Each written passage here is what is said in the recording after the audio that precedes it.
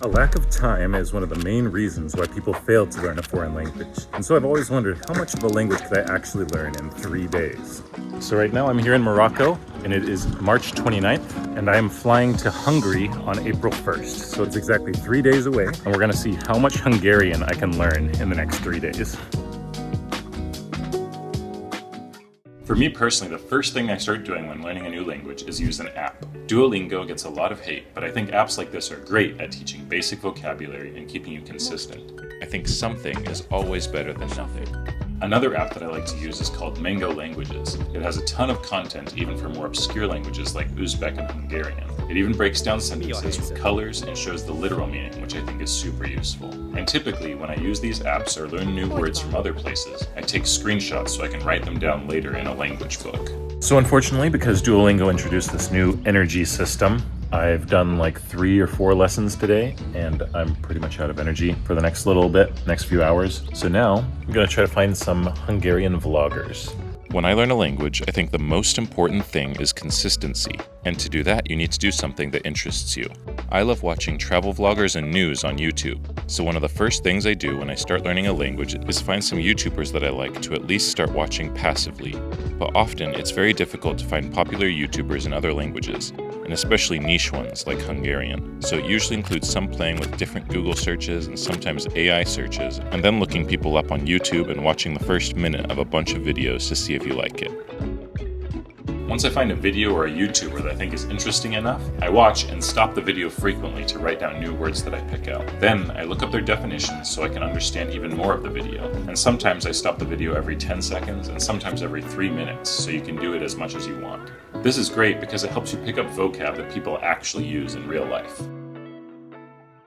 Like most of you will, I also had to keep living my normal life during these 3 days, which included packing up and getting on a bus from Agadir to Marrakesh.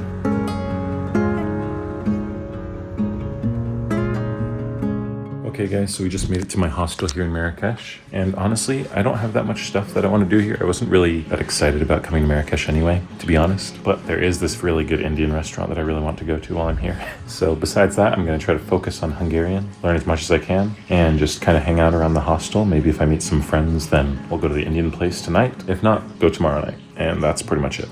So Hungarian's a really interesting language because it has a lot of casing. So basically, based on how the word is interacting with the rest of the sentence, the word changes. And so first, I'm going to try to learn all of the noun cases today. There are 18. So you can see I started writing them all down here. So basically, based on the preposition or like where it is in the sentence, you have to add these different endings to the word. For example, if you wanted to say with dad, you'd have to say opaval. Opavol. I think I'm saying that okay. Because dad is opo, something like that.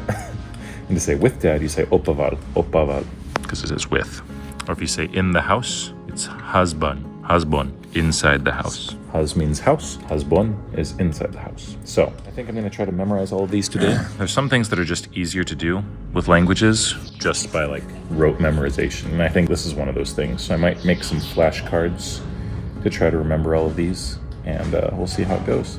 Instead of making my own flashcards, I searched online and found some on Quizlet that I used to try to memorize them. Good morning. Today is my last full day of the Hungarian challenge, so it's the 3rd day. But technically I didn't start the first day until like 1 p.m. And so I'm going to take until 1 p.m. tomorrow still. But my flight is from 5:50 tomorrow morning, and I'll get to Hungary around 11 or something tomorrow. So hopefully I can learn a little bit on the plane, get an extra 3 hours or so on the plane. But today I think we're going to focus on cases, and then we'll see what happens after that. So I'm starting to realize that 3 days is really not a very much time. And you might be saying, duh, Jordan, obviously you can't learn a language in 3 days. But honestly, I've learned quite a lot in the last 2.5-ish days. The thing is like, I think it's hard for me to be able to show you how much I've learned, because if I am like a lot of the other people who say they speak 30 languages and they just learn this specific phrase in every language, they learn these 4 sentences of like, hello, how are you? My name is this, I'm learning this language because of this. I can do that pretty easily. I think you can memorize that. If you're just purely memorizing it, I think you can do it in 1 day very easily. But for me, I believe that being able to communicate as quickly as possible is the most important thing.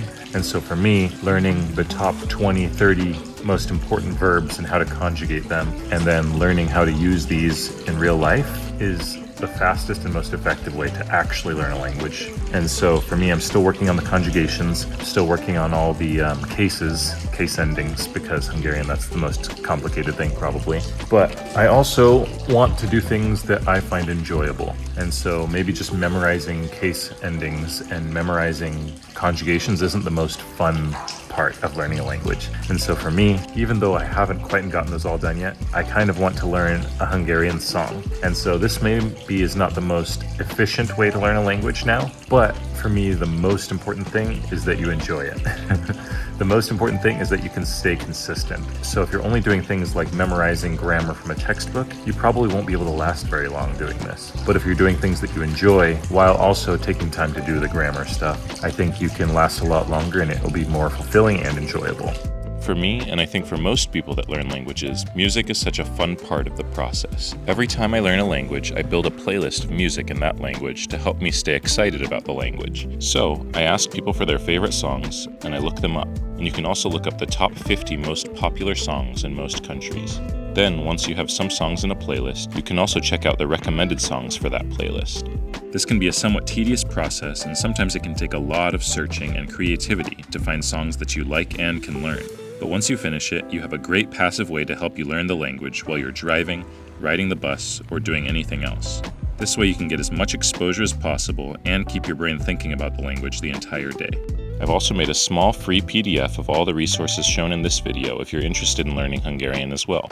So, the plan for today is I'm going to learn some more verbs, hopefully learn the past tense, which is nice because Hungarian only has 2 tenses. And then also I'm going to eat some lunch and watch another video from Pamkutia. The other one from yesterday didn't have subtitles, which is really unfortunate, but today I'm going to watch one with subtitles. I think it'll be good. After some more studying, I decided to go out for my final night in Morocco. So 3 of my new hostel friends and I went out to get some Indian food before I took a taxi to the airport to fly to Budapest.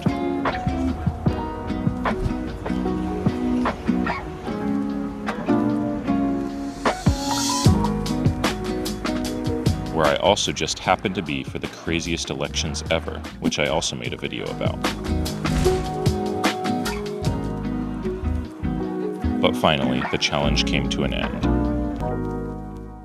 Okay guys, we made it to Budapest, which means this is the end of the 3-day Hungarian challenge. So I just want to show you guys how much I've learned. Jó napot, én Jordan vagyok, én Amerikából jöttem, én Connecticutban születtem, de most Arizonában élek.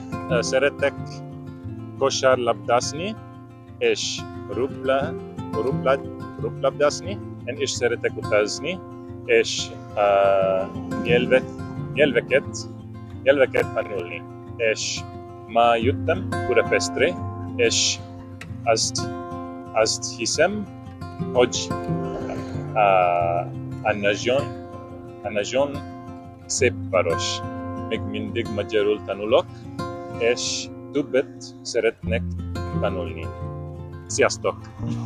Looking back, I probably shouldn't have spent as much time memorizing the case endings, just because I think I could have learned more verbs that would have been more useful. And I also would have tried to create more complex sentences, things like I want to, I have to, I'm going to, I think that.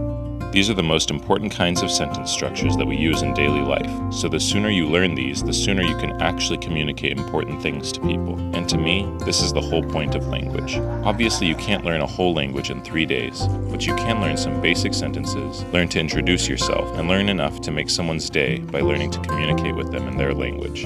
And that's why I learn languages. If any of this sounds beautiful and interesting to you too, feel free to check out my language learning ebooks with everything that I wish I had when I start learning a new language.